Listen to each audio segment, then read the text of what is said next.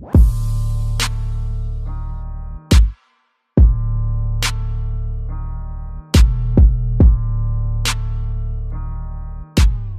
going on, fight fans? It's your host Sebastian, and I'm back with the boxing tip. Now let me hit you with a little bit of a disclaimer before I get into this video.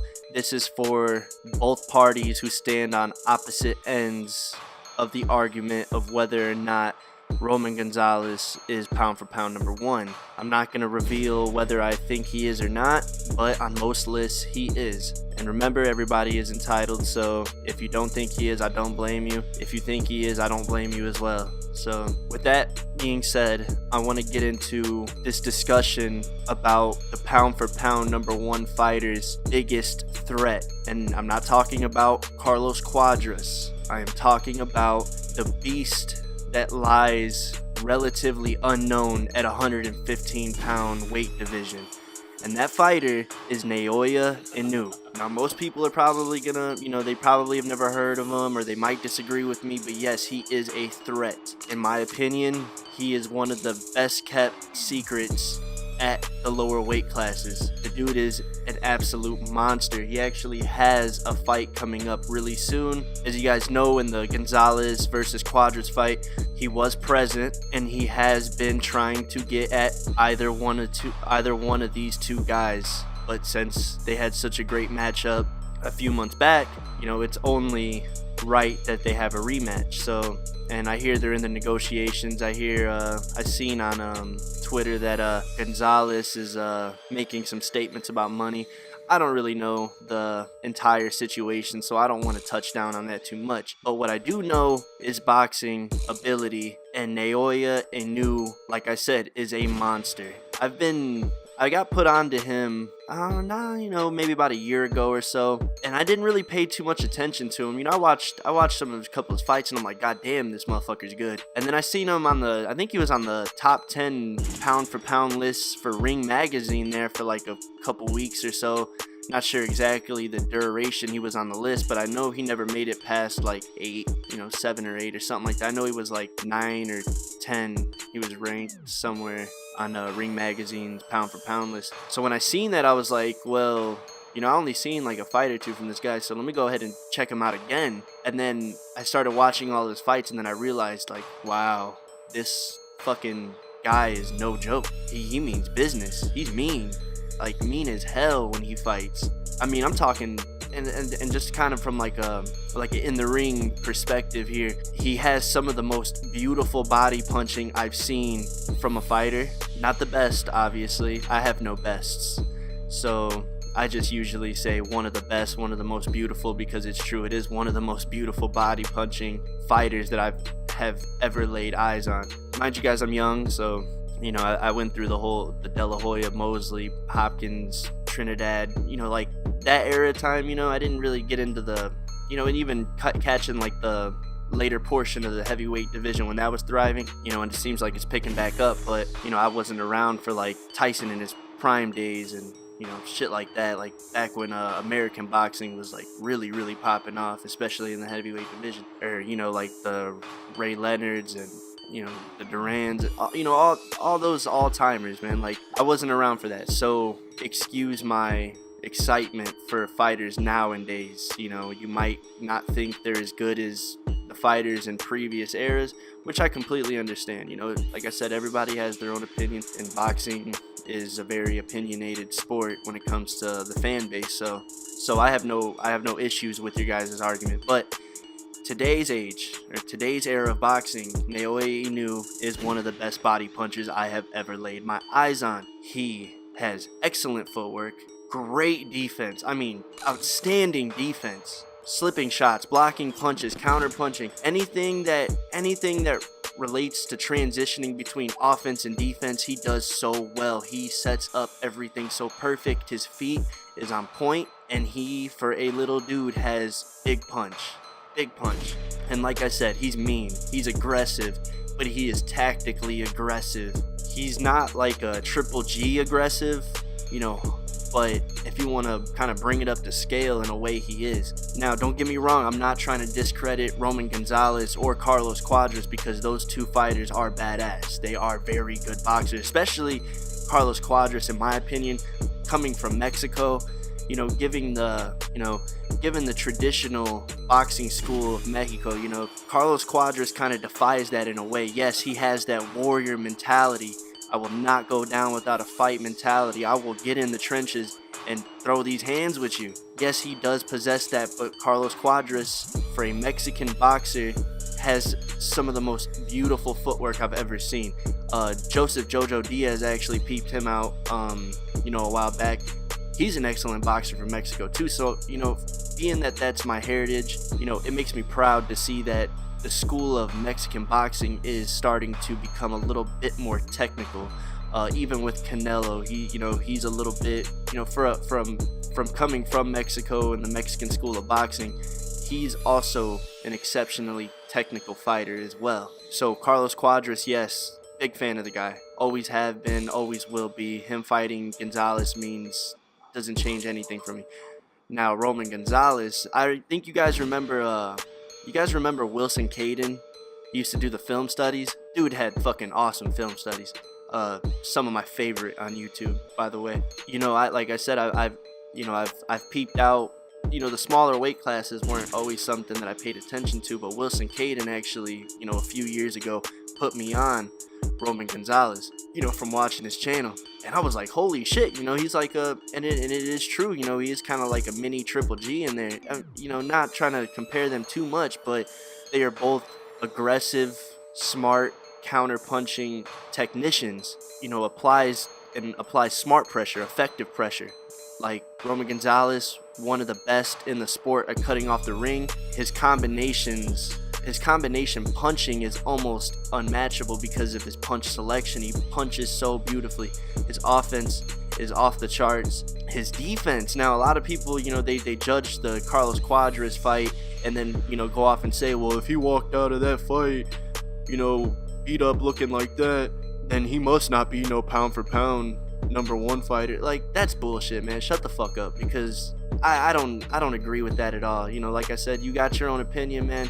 Props to you, but respectfully, I'm gonna disagree by telling you to shut the fuck up. Because if you've only seen the Quadras fight, then at least know that Quadras ain't no fucking joke either. You know what I'm saying? Let me set the record straight on that.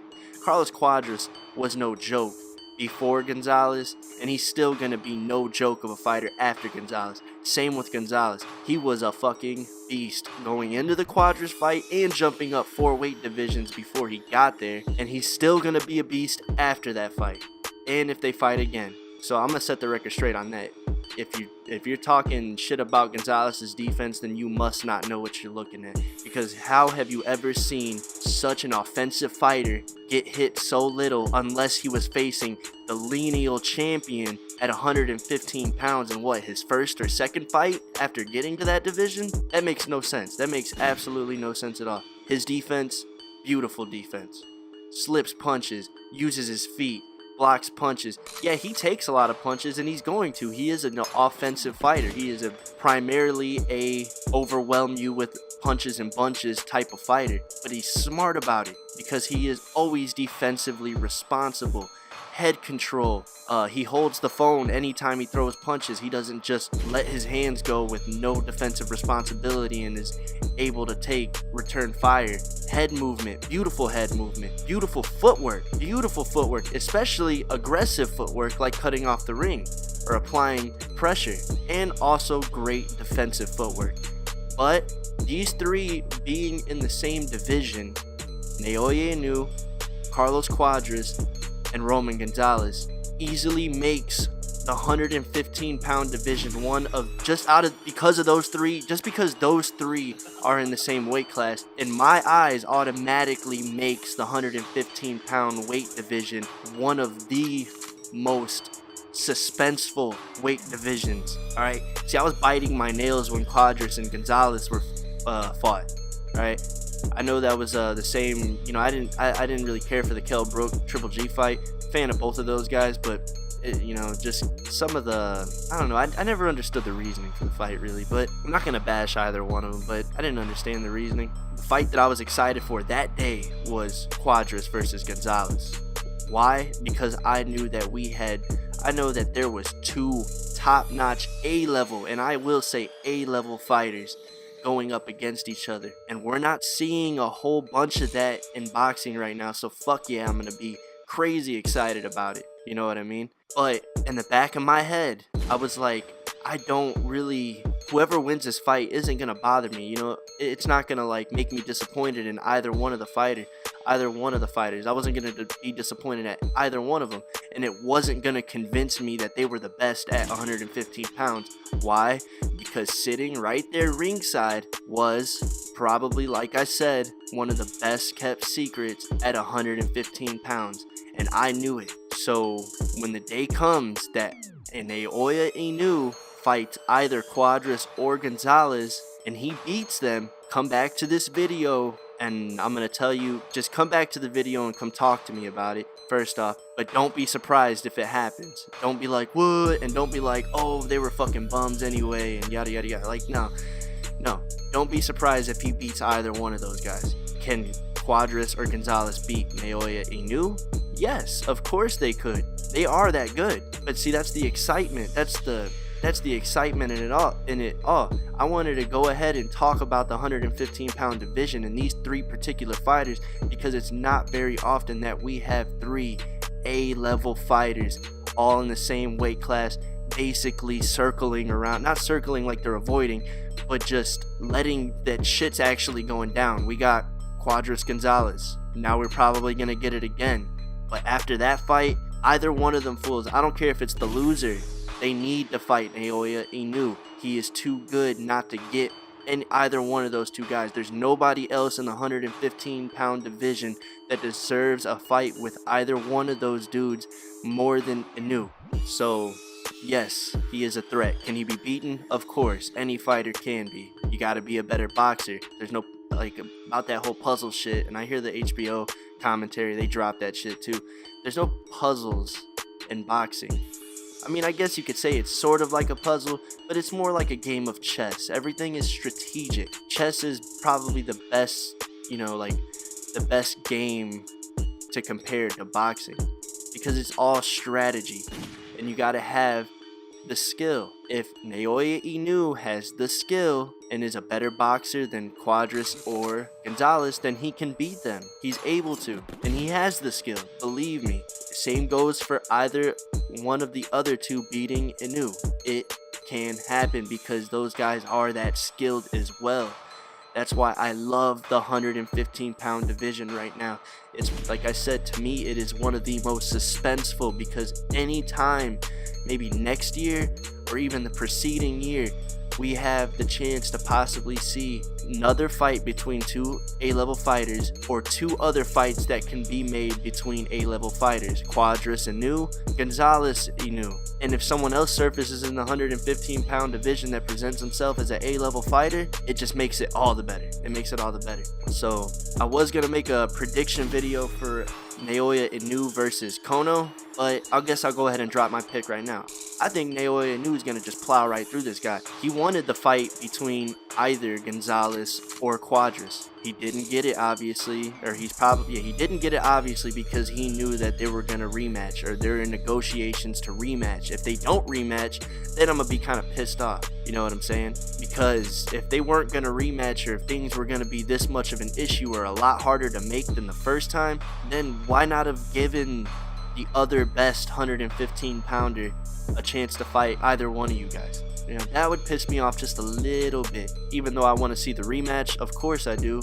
You know, it was a great fight the first time, but I think rightfully so, Naoya Inoue deserves, not only just needs a chance, but deserves a chance to prove that he is the best fighter at 115 pound division. Whether that is true or not, he needs to prove that it is or it isn't true that he is the best at that weight class. So if you guys know who, or pay attention to either three of these guys, come talk to me about this, please, because no one else is really talking about it. Somebody come talk to me about these three fighters, because I want it to be very well known that these three guys are top-notch fighters, so fucking close to fighting each other again, or fighting one of the best kept secrets at 115 pound weight class. the beast, the little monster, not the little drama show. I'm talking the little destroyer, Naoya Inoue.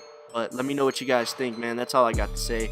I just been bottling this fucking thought up in my head for like the last couple weeks, just thinking about the 115-pound division randomly, I guess. But you know, so I just needed to get it out. Like the video.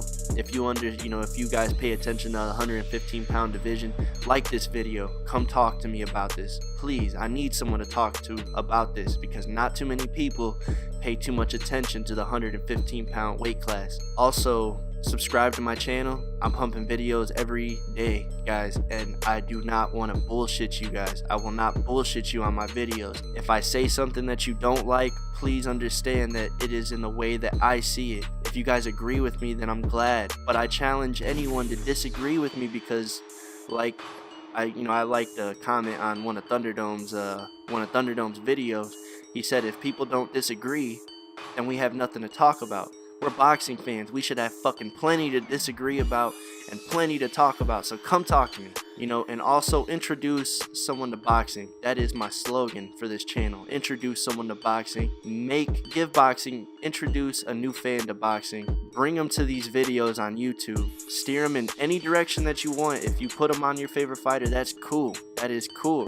But give them a chance give him or her a chance to develop their own opinions. You know what I'm saying? So introduce someone to boxing, bring them over to YouTube, and let him or her join the conversation. But that's all I got for this one, guys. Peace out.